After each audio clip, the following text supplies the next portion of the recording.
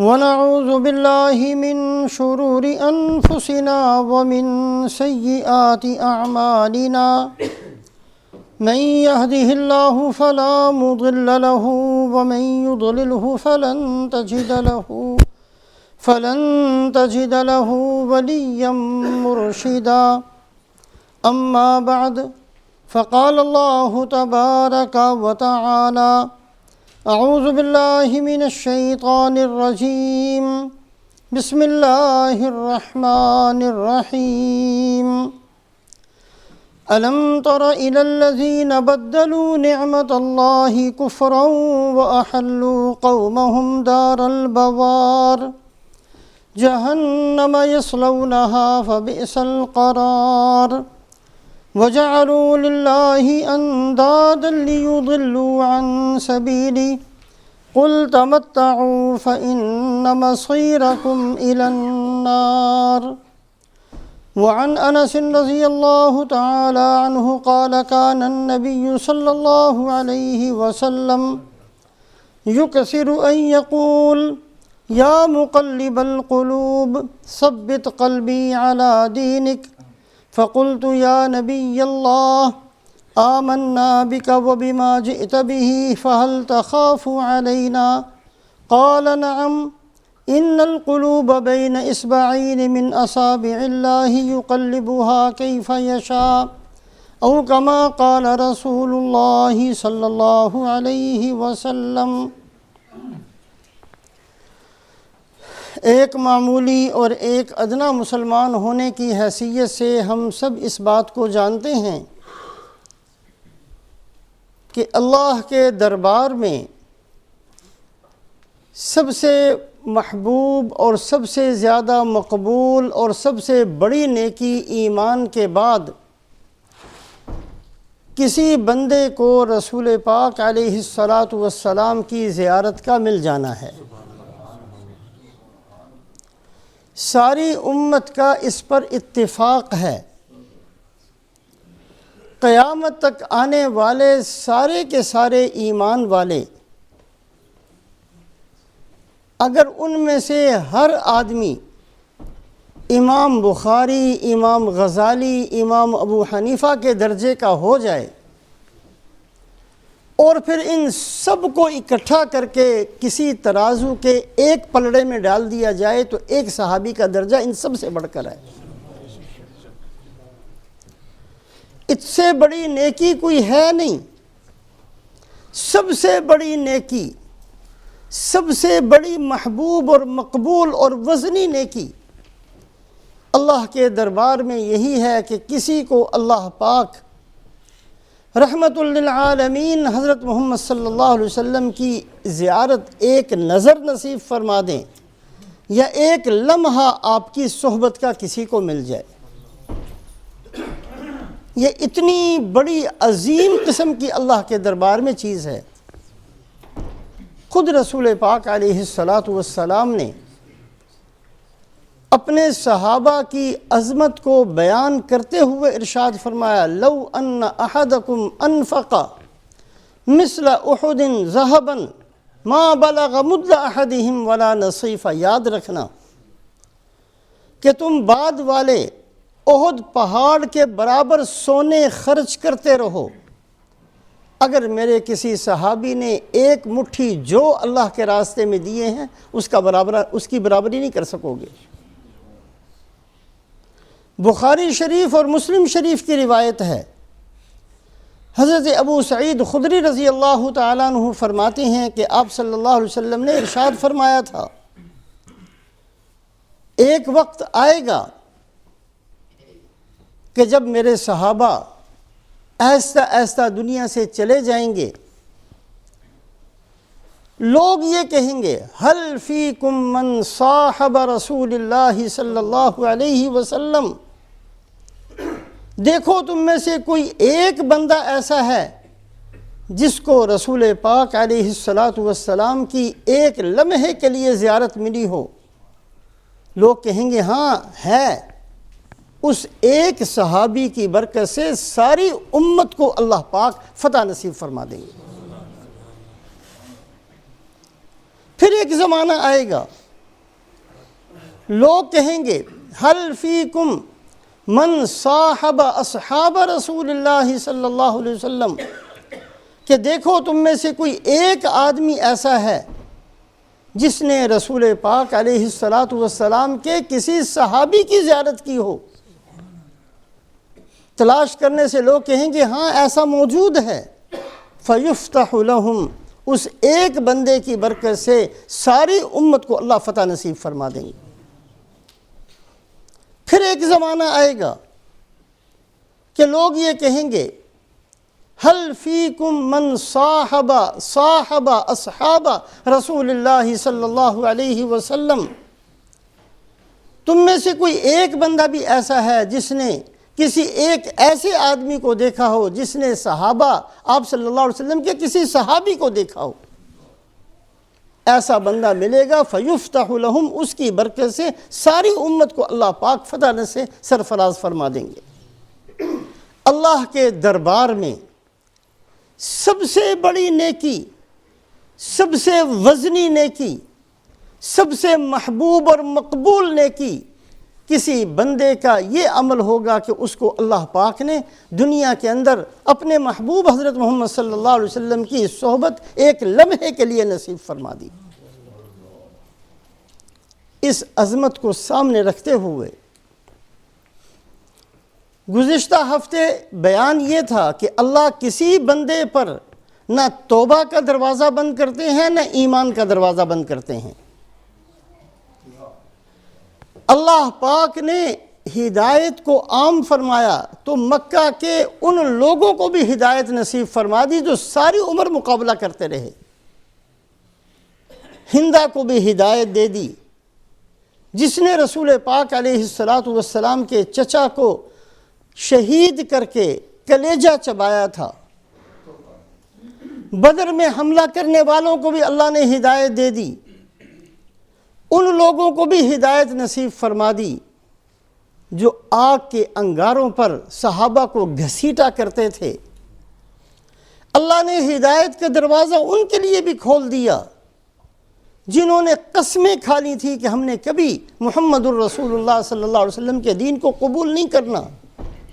اللہ نے ہدایت ان کو بھی دے دی جو تلوار ہر وقت ہاتھ میں رکھتے تھے کہ جب کبھی موقع مل گیا ہم نے قتل کر دینا ہے۔ اللہ نے ان کے لیے بھی ہدایت کا دروازہ کھول دیا، ان کو بھی ہدایت سے سرفراز فرما دیا کہ فتح مکہ کے موقع پر جن کے لیے رسول پاک علیہ السلام نے اعلان فرما دیا تھا کہ اگر یہ بیت اللہ کا دروازہ بھی پکڑے ہوئے ہوں اور بیت اللہ کے پردے کے ساتھ بھی لپٹے ہوئے ہوں پھر بھی ان کو معاف نہ کیا جائے، اللہ کے نبی نے پھر ان کو بھی معاف فرما دیا۔ اللہ کسی بندے پر ہدایت کا دروازہ بند نہیں فرماتے۔ اور سب سے بڑی نیکی اللہ کے نبی صلی اللہ علیہ وسلم کی زیارت ہے۔ اب سوچیں اللہ کے دربار میں وہ بندے کتنے بد نصیب ہوں گے، کتنے بدبخت سمجھے جائیں گے جن کو اللہ کے نبی حضرت محمد صلی اللہ علیہ وسلم نے براہ راست خود دین سمجھایا اور وہ نہ سمجھے، خود ان کو سکھانے کی کوشش کی اور وہ نہ سیکھے، خود جن کے دروازوں پر جا کر لا الہ الا اللہ کا درس دیا اور انہوں نے قبول نہ کیا۔ بعد میں آنے والے کہہ سکتے ہیں سمجھانے والوں نے صحیح نہیں سمجھایا۔ آج کوئی بندہ کہہ سکتا ہے مولوی صاحب نے تقریر تو کی تھی لیکن مولوی صاحب کا کیا اعتبار ہے، اس کی اپنی زندگی ایسی ہے۔ رحمت للعالمین سرکار دو عالم حضرت محمد صلی اللہ علیہ وسلم جن کے چہرہ مبارک پر ایک نگاہ کا پڑ جانا اس بندے کو ساری انسانیت سے اونچا کر دیتا ہے، اس اللہ کے نبی نے جن کو سمجھایا اور بار بار سمجھایا، کتنے بد نصیب ہوں گے وہ آدمی کہ اس کے باوجود وہ نہ سمجھے۔ اللہ کے نبی صلی اللہ علیہ وسلم کے سکھانے کے باوجود محروم رہ گئے۔ ایک آدمی پیاسا ہو اور اس کے پاس میٹھی نہر بہہ رہی ہو پانی کی، اور وہ پیاس سے مر جائے، اس سے بڑا بد نصیب کون ہو سکتا ہے؟ قیامت تک آپ صلی اللہ علیہ وسلم سے بڑا سمجھانے والا کوئی نہیں ہے، کر کے دکھانے والا کوئی نہیں ہے، عمل کر کے سکھانے والا کوئی نہیں ہے۔ آپ صلی اللہ علیہ وسلم نے اس طریقے سے سکھایا جس طریقے سے اللہ پاک نے آپ کو نبی بنا کر بھیجا، اور بہترین انداز سے سکھایا۔ وہ بد نصیب لوگ 4 طرح کے تھے۔ اللہ پاک ہم سب کی حفاظت فرمائے۔ ایسا کوئی کام نہ کبھی کریں کہ اللہ پاک اتنی مہربانیوں کے باوجود ایسے بندوں پر مہربانی نہیں فرمائے۔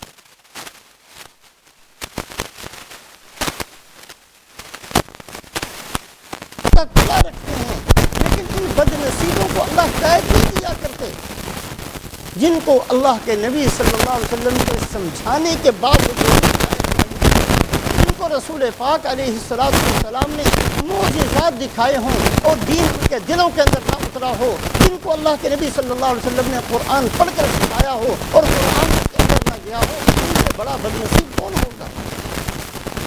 4 طرح کے لوگ تھے۔ ایک طبقہ وہ تھا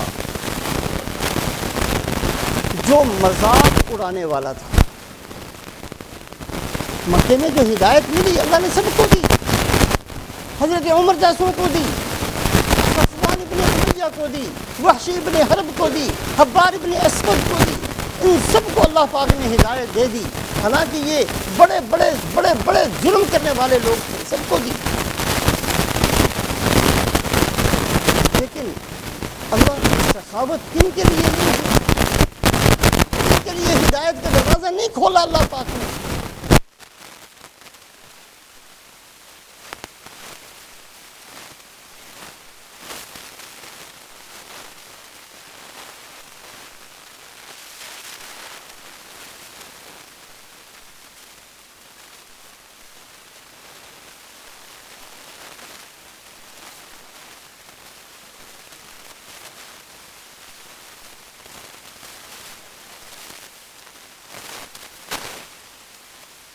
نکال دینے والوں کو معاف کر دیا تھا، وقت میں جا کر حملہ کرنے والوں کو معاف کر دیا تھا، احد میں ہونے والوں کو معاف کر دیا تھا۔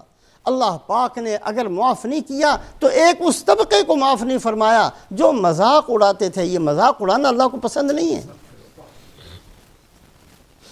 استہزاء کرتے تھے، مذاق اڑاتے تھے۔ 15 آدمی تھے، ان میں سے ایک کا نام تھا ولید ابن مغیرہ۔ یہ وہ آدمی تھا جو یہ کہا کرتا تھا لولا نزل هذا القرآن على رجل من القريتين عظیم۔ لو اللہ نے نبوت دینی تھی تو کہاں جا کر دی ہے؟ طائف میں بڑے بڑے چودھری تھے، بڑے بڑے مالدار تھے، مکہ کے اندر بڑے بڑے مالدار تھے۔ اگر یہ قرآن اتارنا ہی تھا تو کسی مالدار کو کیوں نہیں اتارا؟ اگر نبوت دینی تھی تو کسی چودھری کو کیوں نہیں دی؟ لولا نزل هذا القرآن على رجل من القريتين عظیم۔ کسی بڑے آدمی کو نبوت دینی ہوتی، اگر دینی ہوتی تو بڑے آدمی کو دی ہوتی۔ اللہ نے اگر نبوت دینی تھی کسی چودھری صاحب کو دی ہوتی، اس کے پیچھے بہت سارے لوگ ہوتے، سب کو ہدایت دی جاتی۔ کیا کر اللہ نے نبوت دی؟ یتیم کو،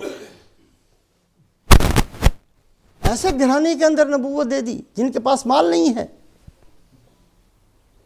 یہ مذاق تھا، یہ شدید جرم تھا۔ رحمت کا دروازہ کھلا ہے اللہ پاک کا، رسول پاک علیہ السلام کی سخاوت کا دروازہ کھلا ہے۔ وحشی کو بھی معاف کیا ہے، حبار ابن اسود کو بھی معاف کیا ہے، صفوان ابن امیہ کو بھی معاف کیا ہے، بڑے بڑے مجرمین کو معاف کیا ہے، اور رسول پاک علیہ السلام نے لا تثریب علیکم اليوم فرمایا۔ لیکن ان بدبختوں کو ہدایت نہیں دی اللہ پاک نے، مذاق اڑاتے تھے۔ ولید ابن مغیرہ کا مذاق کیا تھا؟ نبوت کسی بڑے کو ملنی چاہیے تھی، اللہ نے نبوت دی، غلط ہے معاذ اللہ حضرت محمد صلی اللہ علیہ وسلم کو۔ اس بدبختی کی وجہ سے ہدایت سے محروم رہا یہ آدمی، حالانکہ ہدایت کا دروازہ کھلا ہے اور بڑے بڑوں کو اللہ نے ہدایت دی۔ ولید ابن مغیرہ ان 15 میں سے ایک بد نصیب آدمی ہے۔ عاص ابن وائل یہ دوسرا بد نصیب آدمی تھا مکے کے سرداروں میں سے۔ رسول پاک علیہ السلام کے صاحبزادے حضرت قاسم نبوت سے پہلے پیدا ہوئے، نبوت سے پہلے انتقال ہوا۔ دوسرے صاحبزادے حضرت عبداللہ نبوت کے بعد پیدا ہوئے اور بچپن میں انتقال کر گئے۔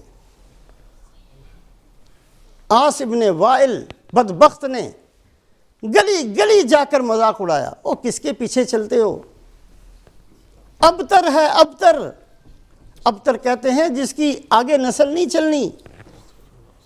او کیا ابتر کے پیچھے چلتے ہو؟ کسی چودھری کے پیچھے چلو جس کی اولاد ہو، جس کے خادم ہو، جس کے نوکر ہو، جس کا خاندان ہو، اس کے پیچھے چلو۔ کیا ابتر کے پیچھے؟ آج ان کی بات ہے، کل ان کی بات ختم ہو جائے گی۔ اِنَّا أَعْطَيْنَاكَ الْكَوْثَرَ فَصَلِّ لِرَبِّكَ وَانْحَرْ إِنَّ شَانِئَكَ هُوَ الْأَبْتَرُ۔ اللہ نے شان میں سورہ کوثر کو نازل فرمایا، اس بد نصیب کو اللہ پاک نے ہدایت سے محروم رکھا۔ فتح مکہ کے بعد ہدایت کا دروازہ کھول دیا اللہ پاک نے۔ جیسے اس سے بڑا کوئی نیکی والا نہیں ہے جس کو رحمت للعالمین حضرت محمد صلی اللہ علیہ وسلم کے چہرے مبارک کی زیارت نصیب ہو گئی، اس سے بڑا بد نصیب بھی کوئی نہیں ہے جس نے براہ راست قرآن اللہ کے نبی سے سنا اور نہیں قبول کیا۔ اس سے بڑا بد نصیب کوئی نہیں ہے، اس سے بڑا بدبخت کوئی نہیں ہے جس نے براہ راست رسول پاک علیہ السلام نے جس پر محنت فرمائی، جس کو دین سمجھایا اور وہ سمجھنے کے لیے تیار نہیں ہوا۔ اس سے بڑا بد نصیب کوئی نہیں ہے، پورے جہان میں کوئی نہیں ہے اس سے بڑا بد نصیب۔ اور یہ 4 طرح کے لوگ تھے، یہ 4 طرح کے جرم کرنے والے لوگ تھے۔ ایک مذاق اڑانے والا طبقہ تھا۔ عاص ابن وائل مذاق اڑاتا پھرتا تھا گلیوں کے اندر، ابتر کے پیچھے نہ چلنا، ہدایت سے محروم رہا۔ مکہ فتح ہوا، سب کو اللہ نے ہدایت سے نواز دیا، 15 بندے محروم رہے، ولید ابن مغیرہ، عاص ابن وائل، نضر ابن حارث تیسرا آدمی۔ یہ ایران جایا کرتا تھا، قصے کہانیاں بادشاہوں کے، ایک بادشاہ تھا، اس کی ایک بیگم تھی، ایک لڑکا تھا، یہ جو فضول قسم کے ڈرامے ہوتے ہیں۔ آج ہمارا بہت وقت ان چیزوں میں خرچ ہو رہا ہے۔ امت کے پاس نماز سیکھنے کے لیے وقت نہیں ہے، ڈراموں کے لیے وقت ہے۔ امت کے لیے حلال حرام کے اصول سیکھنے کے لیے وقت نہیں ہے، امت کے لیے ان خرافات کے لیے وقت بھی ہے، پیسہ بھی ہے۔ آج ہماری جیبیں بھری ہوئی ہیں ان چیزوں کے لیے، جتنا چاہے ان کی جیبوں سے پیسہ نکالا جا سکتا ہے، اس چیز کے لیے، ڈراموں کے لیے، اداکاروں کے لیے، سب کچھ دینے کے لیے ہم تیار ہیں۔ یہ کرنے والا نضر ابن حارث بد نصیب آدمی تھا۔ قصے کہانیاں فضول قسم کی جو ہر زمانے کے اندر مشہور ہوتی ہیں، خود ساختہ، ہم جانتے ہیں کہ یہ خود ساختہ سٹوریاں ہیں، خود ساختہ چیزیں ہیں، کوئی اس کی حقیقت نہیں ہوتی، بنائی ہوئی کہانی ہوتی ہیں، لیکن امت ساری اس کے پیچھے چل پڑی۔ سمجھانے والے بے وقوف ہیں، ہم عقل مند ہیں جو ان چیزوں کے اوپر اپنی جان کو، مال کو لگاتے چلے جا رہے ہیں۔ ہمارے چھوٹے بچے ان کے ناموں کو جانتے ہیں، کسی بچے سے پوچھا جائے صدیق اکبر کو، انہیں تو نام نہیں جانتے۔ ہمارے کسی مسلمان گھرانے کے بچے کو کلمے پوچھ لو نہیں آئیں گے۔ ہماری عورتیں ناواقف ہیں ان چیزوں سے، لیکن ان چیزوں کے لیے ہم نے سب کچھ کر کے دے دیا۔ نضر ابن حارث یہ بد نصیب آدمی تھا، یہ قصے کہانیاں لے کر آتا اور مکے کی گلیوں کے اندر کہتا کہ کس کی بات سنتے ہو؟ یہ پرانے زمانے کے قوم عاد کے واقعات، قوم سمود کے واقعات تمہیں سناتے ہیں، میں تمہیں بہترین واقعات سناتا ہوں، میں تمہیں بادشاہوں کی کہانیاں سناتا ہوں۔ چھوڑو قوم عاد، قوم نوح، قوم سمود، ان کی باتوں جو ہلاک ہوگی ختم ہوگی، کیا ان کے قصے سننے، میں تمہیں سناتا ہوں۔ مذاق اڑاتا تھا، رسول پاک علیہ السلام پر جو قرآن کے اندر احسن القصص اللہ فرماتے ہیں بہترین واقعات قرآن میں ہم نے بیان کیے ہیں. اگر واقعات ہی سننے ہیں تو سنو قوم نوح کا واقعہ، کیسی قوم تھی کہاں چلی گئی. سنو قوم عاد کا واقعہ، کیسے طاقتور تھے کہاں چلے گئے. دیکھو قوم لوط کو، کیسی عیاش قوم تھی، کیا نتیجہ نکلا. اگر واقعات سننے تو ان کو دیکھو. یہ نضر ابن حارث پھر اس نے ایک گانے والی لڑکی بھی ساتھ لے کر آیا اور کہتا دیکھو میں قصہ سناتا ہوں، یہ ڈانس کر کے، یہ گا کر تمہیں بتاتی ہے. اللہ نے ہدایت کا دروازہ کھولا ہے.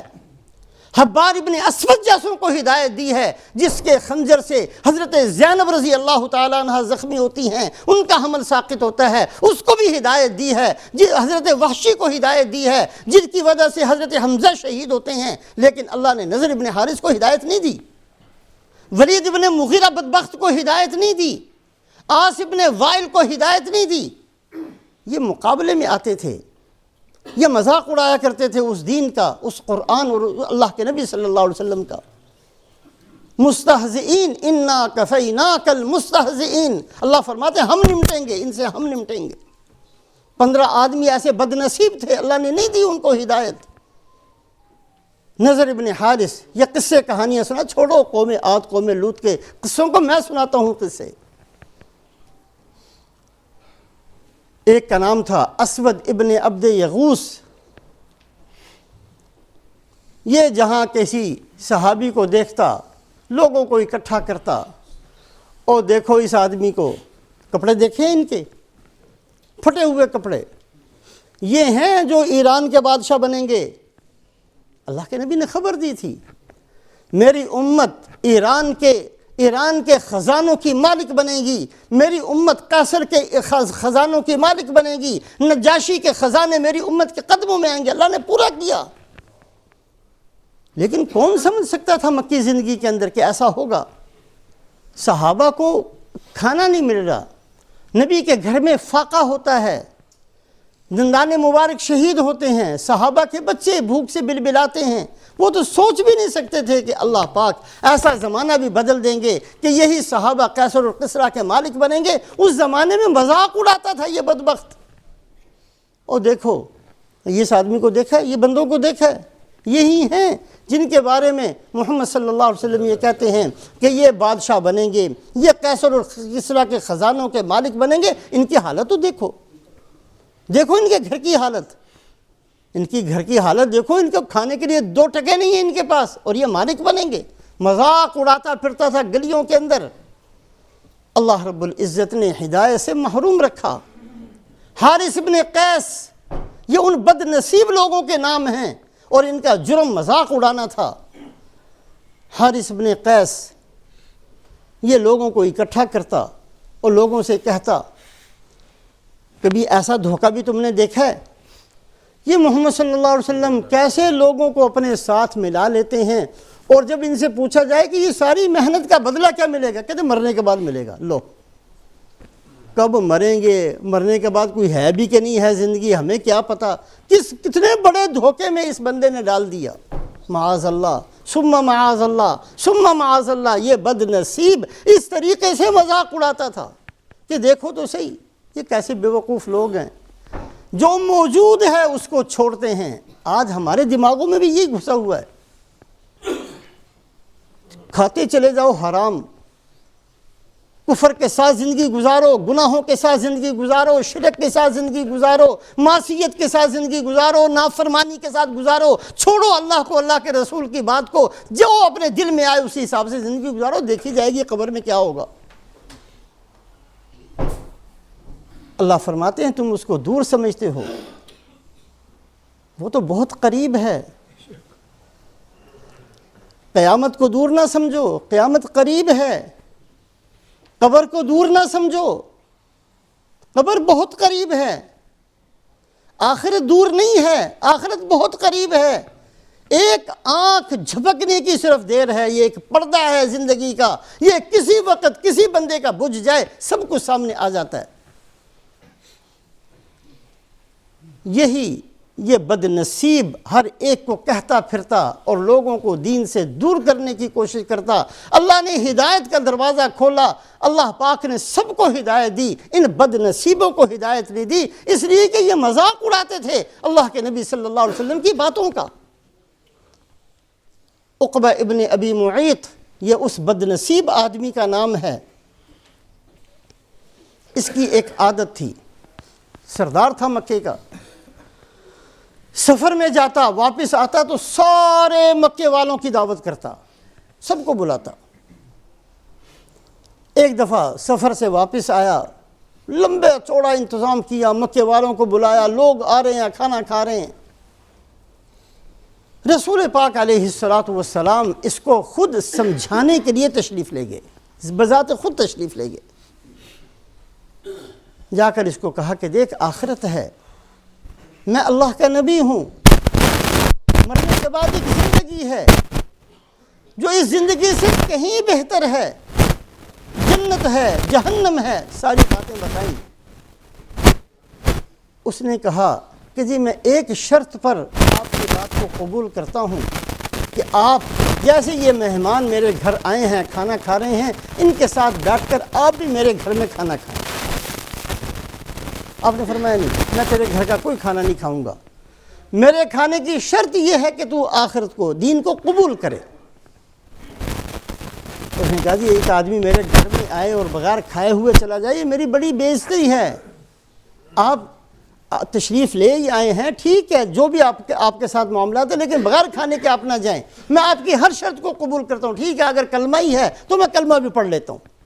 عقبہ ابن ابی معیط نے کلمہ پڑھ لیا۔ ابو جہل بیٹھا ہوا انتظار کر رہا تھا، آپ صلی اللہ علیہ وسلم تشریف لے گئے۔ ابو جہل نے مذاق اڑایا، او ہو لگتا ہے کوئی پیسے کم ہو گئے ہیں،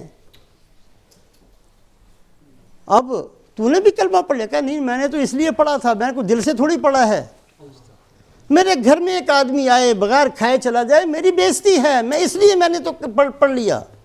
کہا نہیں مجھے نہیں، میں نہیں تیری بات کو مانتا، ہو سکتا ہے تو نے دل سے پڑھا ہو۔ او نہیں بھائی میں نے نہیں دل سے پڑھا، نہیں تو نے دل سے پڑھا ہے۔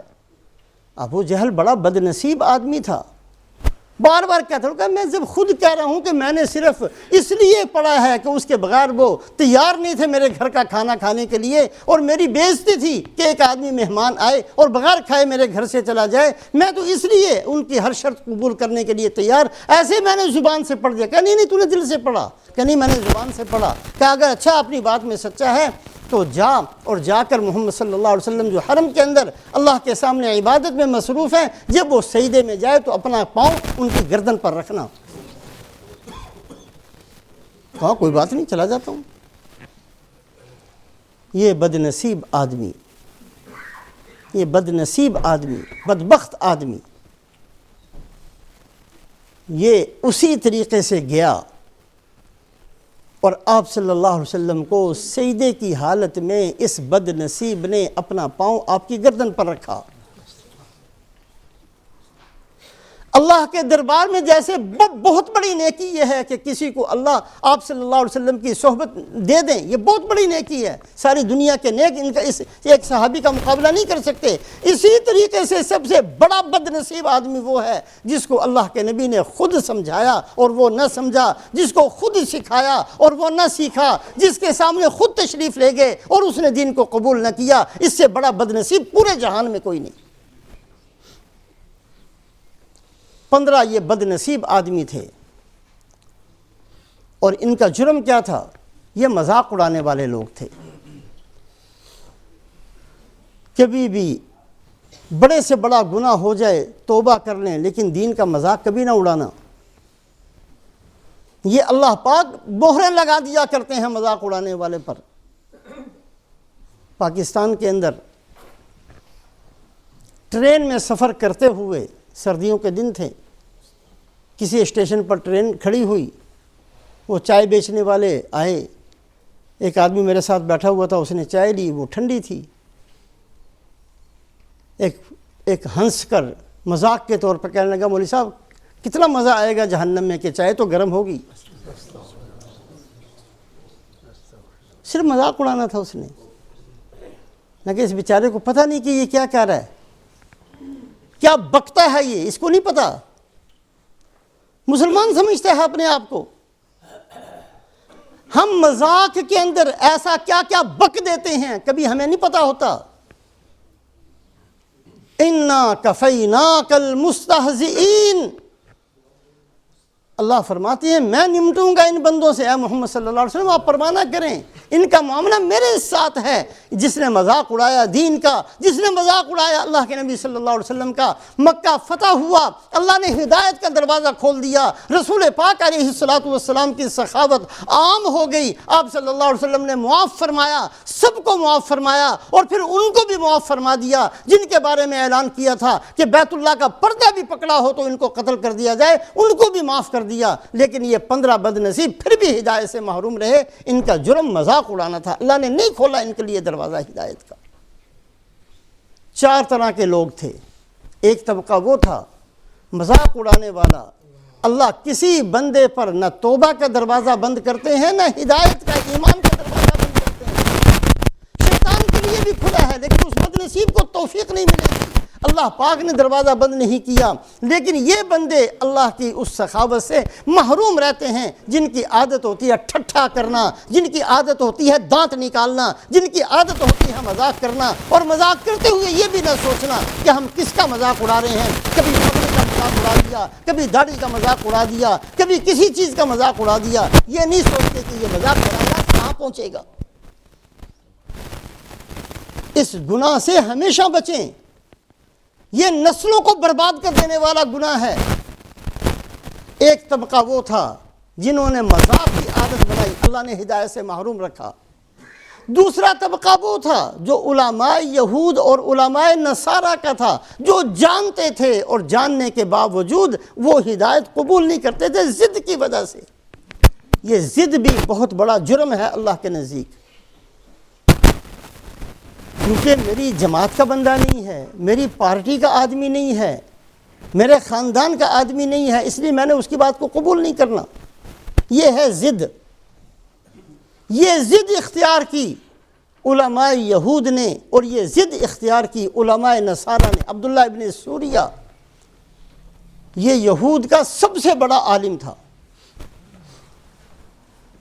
حضرت ابو ہریرہ رضی اللہ تعالیٰ عنہ فرماتے ہیں کہ رسول پاک علیہ الصلوۃ والسلام ایک دفعہ مجھے ساتھ لے کر ان کے پاس تشریف لے گئے، اور پھر مجھے بھی پیچھے چھوڑ دیا، اکیلے تشریف لے گئے، عبداللہ ابن سوریہ کے پاس گئے، کہ علیحدگی میں تجھ سے ایک بات کرنی ہے۔ سب سے بڑا عالم یہود کا بلا کر کہا میں تجھے قسم دیتا ہوں اس اللہ کی جس اللہ نے بنی اسرائیل کے لیے من و سلوہ نازل کیا، میں تجھے قسم دیتا ہوں اس اللہ کی جس اللہ نے حضرت موسیٰ علیہ السلام کے لیے سمندر میں راستے دیے، میں قسم دیتا ہوں تجھے اس اللہ کی جس اللہ نے بنی اسرائیل پر بے شمار احسانات کیے، سچ بتا تو مجھے اللہ کے نبی سمجھتا ہے کہ نہیں سمجھتا؟ کہا بالکل سمجھتا ہوں، بالکل سمجھتا ہوں، اور میں صرف نہیں، یہ اندر جتنی میری جماعت کے لوگ بیٹھے ہوئے ہیں ان میں سے ہر آدمی اسی طریقے سے آپ کو اللہ کا نبی سمجھتا ہے جیسے میں سمجھتا ہوں۔ اللہ نے بعد میں قرآن اتارا یعرفونہ کما یعرفون ابناءہم، جیسے ایک آدمی اپنی اولاد کو پہچانتا ہے، اے محمد صلی اللہ علیہ وسلم ایسے ہی آپ کو پہچانتے ہیں کہ آپ اللہ کے نبی ہیں، لیکن ضد کی وجہ سے نہیں مانتے۔ یہ ضد تھی جس کی وجہ سے دوسرا طبقہ ہدایت سے محروم رہا۔ 4 طرح کے لوگ ہدایت سے محروم رہے۔ اللہ پاک بہت بڑے فضل بھی فرمانے والے ہیں، اور اللہ پاک کی پکڑ بھی بہت سخت ہوتی ہے۔ دونوں پہلوؤں کو سامنے رکھنا چاہیے۔